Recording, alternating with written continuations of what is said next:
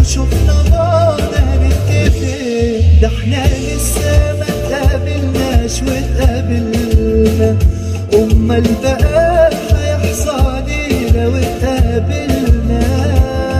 ده احنا لسه ما تقابلناش واتقابلنا، امال بقى هيحصل ايه لو اتقابلنا؟ لو حد فينا حب حاجة تاني عمره ما حبها، لو سألنا التاني تاني هنلاقيه بيحبها، مش عشان ميختلفش ولا خايف، لا عشان بيحبها وما كانش عارف.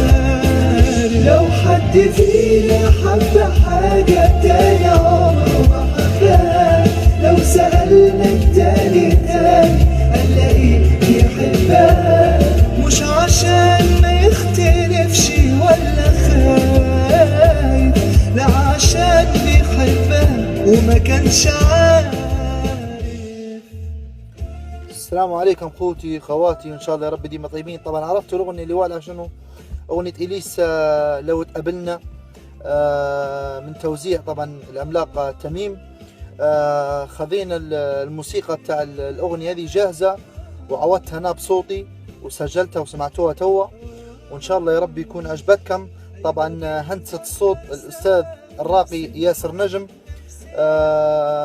ان شاء الله يا رب يعم الامن والامان على بلادنا، ويعم الامن والامان على مدينتي بنغازي اللي فيها تريس تضحي، وان شاء الله ربي يحفظهم ويحفظ كل انسان فيها المدينه الطيبه هذه اللي انظلمت واجد.